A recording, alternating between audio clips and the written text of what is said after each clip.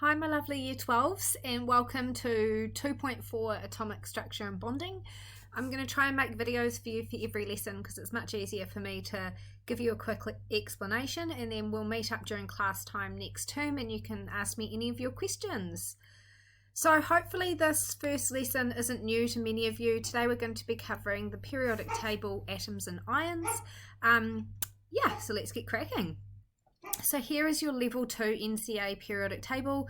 This is what you'll get in the exam. You can get this from the NCEA website. I've also loaded it onto your OneNote, okay?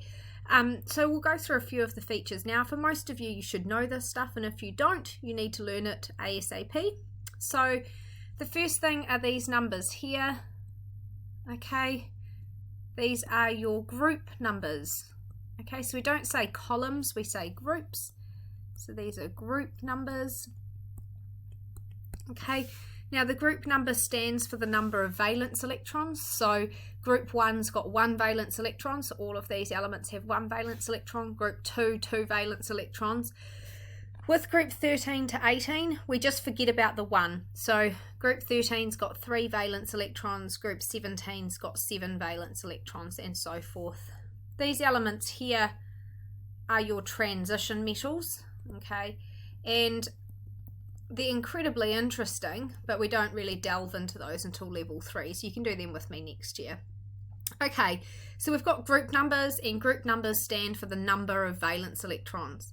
So the next thing we need to look at is period numbers. So you need to kind of put a 1 here where there's no element, and that's because hydrogen's been shifted into the middle here, and I'll talk about why. That's because hydrogen's actually a non-metal and your metals are on the left hand side of the periodic table. So we don't want to put hydrogen here because then it seems like it's a metal and we can't say the left hand side's metals and the right hand side's non-metals.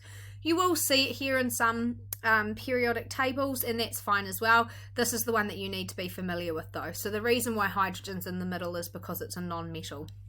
So we put a 1 here, and that's for period 1. So this is period 2, period 3, 4, 5, 6, 7. So these are period numbers. Okay, so that was the group number, and that's the period number. So period number stands for the number of energy levels, okay, that is occupied by that element. So for instance, carbon is in period 2, so carbon has 2 energy levels occupied. Okay, phosphorus is in period 3, so phosphorus has 3 energy levels. Phosphorus is in group 15, so it's got 5 valence electrons. Hopefully that's making sense now. Okay, let's move on from there. So some of our groups have names, and you do need to know these. We don't worry about these, okay, but your noble gases are group 18, your halogens are group 17. Group 1 is your alkali earth metals, and alkali metals, and group 2 is your alkali earth metals. And that's all we really worry about. These are your transition metals, but as I've mentioned before, we cover those at level 3. So metals and non-metals, the left hand side, so all this kind of purple business, these are all your metals, okay, and the right hand side are your non-metals, including hydrogen there. Hence our level 2 periodic table has it in the middle. The pink ones are metalloids. They're actually classified as non-metals, but they have properties of metals, which is why they're kind of highlighted in pink to make them a little bit different. We don't delve into metalloids at level 2, but it's just worth noting that these elements do have properties of both metals and non-metals, but we will classify them as non-metals for the sake of this standard. Subatomic particles, there are 3. You should know this from previous years of science, okay? So we've got protons and neutrons, and these are in the nucleus of the atom. Your proton has a positive charge and your neutron has no charge, okay? The next is an electron, which goes around, moves in orbitals around the nucleus and has a charge of -1. Most of you know this. So we've already said this earlier by looking at our level 2 periodic table, but your group number stands for the number of valence electrons. So if you look at these 3 elements here, these are their electron configurations. So 1 valence electron, 1 valence electron, 1 valence electron. If we look here, group 16 that actually is, forget the 1, 6 valence electrons, 6 valence electrons. Period number stands for the number of occupied energy levels. So if we look at period 2, for instance, nitrogen has 2 energy levels occupied. If we look at magnesium, for instance, there are 3 energy levels occupied. So mass number and atomic number. Every element on the periodic table has 2 numbers. The smaller one is the atomic number, and that stands for the number of protons that are in that element. It also equals the number of electrons, but we don't use that as a definition, and that's because electrons can be lost or gained. So the definition of an atomic number is the number of protons, and we use that to identify elements, as protons are trapped in the nucleus and they don't change. The bigger number is the mass number. There's actually a fair amount to this. I'm a bit particular about this. I will be teaching it to you in the next few slides. You're not going to be assessed on this. It's not in your standard. But it's something you should know, being a level 2 chemistry student. So your mass number is the number of protons and the number of neutrons. Okay, so you're probably wondering, how is it possible to have this decimal place at the end here? Because how can you have point something of a proton or a neutron? And that's what we're going to delve into shortly in the next few slides.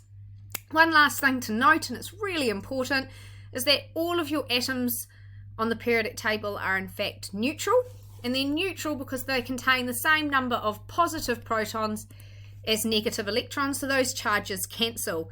It does not mean that they are stable, and that's something that you need to get your head around. In fact, most elements on the periodic table are not stable, and that's because they don't have full valence shells. There's one group that do, and that's group 18, and those elements have 2 or 8 valence electrons, making them stable. That's your noble gases, okay? Every other atom is not stable. So just to make sure we've got this, and I've deliberately chosen this picture here, just so you guys are aware, if you look at a periodic table off the internet, sometimes these numbers will flip. Bigger number on top, smaller number on bottom. Don't let it throw you, okay? Smaller number is always the atomic number, bigger number is always the mass number. Okay, so here, number of protons is 6, also equals the number of electrons, and then the mass number is the number of protons minus the number of plus the number of protons plus neutrons, sorry. So therefore you've got 12 minus 6 equals 6 neutrons. Hopefully that's all good. So atomic mass. Now atomic mass has 2 factors to it, and I'm going to talk to you about each of these because I think it's really important that you understand it. The first of which I'm going to talk about, I've actually put as number 2, is the weighted average of an isotope. Some of you may not know what an isotope is, so we'll talk about that now. So isotopes are the same element, okay, but they have different numbers of neutrons. This is really important, different numbers of neutrons. So if we just flick down to the bottom here, okay, if we just look at these examples that I've got, so oxygen here, you can see both of these oxygen isotopes have 8 protons in them, therefore they are the same element, okay.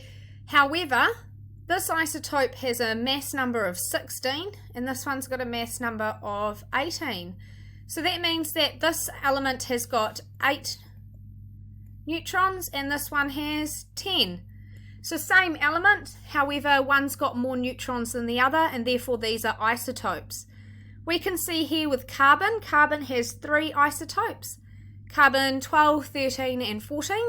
Okay, you can see here 6 protons in each, trapped in the nucleus, the same element. However, carbon 12's got 6 neutrons, carbon 13, 7, carbon 14, 8. Again, you can see here with hydrogen, some of you will have heard these hydrogen ones before, hydrogen, deuterium and tritium. So hydrogen 1 actually doesn't have any neutrons, okay, because its numbers are H11, so 1 proton, okay, 1 electron, and 1 minus 1 equals nothing, so no neutrons in H1. H2, 1 neutron, H3, 2 neutrons. So what you should be seeing here is that they've all got the same number of electrons, okay? They've all got the same number of protons. The only difference between them is the number of neutrons. So why does this matter? What effect does this have? Chemically, not that much, because the one part of an atom that takes part in reactions is electrons, in particular valence electrons, and these are the same. Okay, so chemically, pretty similar. Physically, one is heavier than the other. Okay, and that's worth noting. So physically, one is heavier than the other. Okay, so moving on. So a weighted average. What does this mean? What am I talking about? So we're going to use probably one of the most common examples of isotopes, which is chlorine-35 and chlorine-37.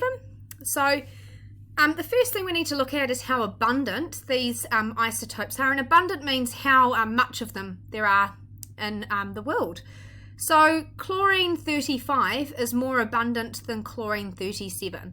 So approximately 75% of all chlorine atoms would always be 35, and 25% of all chlorine atoms would be 37.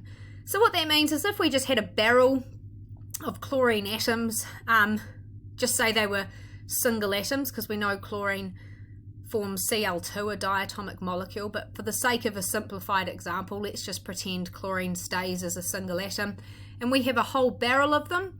And inside that barrel you were counting up the atoms, then 75% of it would be chlorine-35, okay, 75%, and 25% of it would be chlorine-37. So that's what we mean when we talk about abundance, okay, how much of one there is than the other. So hopefully if you've got a periodic table handy and you can flick back and have a look at this, if you look on your periodic table that you'll be using for your NCEA exam, you will see that the atomic mass is 35.5 for chlorine. Well, that doesn't make any sense to have a 0.5 at this point in time, because how can you have half of a proton or half of a neutron? Well, I hope that's what you're thinking. And so that's what we're going to talk about now. Why we have decimals for mass numbers is because it takes into consideration isotopes and gives them a weighted average depending on which isotope is more prevalent. So what we're really saying is because the mass number is 35.5, that number is actually closer to 35 than it is to 37. So this tells us that chlorine-35 is more prevalent than chlorine-37. And to come to this number 35.5, it's been a weighted average. And a weighted average is really easy to do. I think students tend to get a bit overthink this, okay? So to do this, I've just times 35 by 0.75 to get that amount, times 37 by 0.25 to get that number, and they're added together. So what that number is representing, the 35.5, is simply saying, well, if we have 75% of 35 and 25% of 37, if we took an average, the average would be 35.5. So now when you look at the periodic table and you see those mass numbers, what you want to look for is just say, oh, cool, there's a decimal there. That means that there's isotopes, okay? And you want to see that number's pretty close to which of the two isotopes or three isotopes. So we're not expecting you to memorize all the isotopes on the periodic table, not at all, okay? But you will get used to kind of hearing about the more common ones. In particular, this comes into play at level 3 when we do our spectroscopy topic. Not so much now, but I think it's really important you understand what a weighted average in terms of your atomic mass means. So just to make sure we've got it clear, the decimal is there because it takes into account the isotopes for that element and how prevalent they are. So there's a decimal there because there's more of chlorine-35 than there is of chlorine-37. So the second part is that it's actually a relative atomic mass. This is a little bit harder for kids to get their head around at first, but it's actually quite simple, really. We compare all atomic masses to carbon-12. And so therefore, if we're trying to compare here, you've got one carbon-12, okay? And one atom of carbon-12 weighs 12 grams, okay? So if we compare that to hydrogen, for sake, okay, then 12 hydrogens, okay, make up the same mass, okay? And so therefore we say that hydrogen has 1/12 the mass of carbon, effectively. So why on earth do we compare to carbon? Okay, well initially we didn't. So initially we compared everything to hydrogen because hydrogen's almost 1. If you look here, this is the mass of one hydrogen, and it's 1.007825, and the mass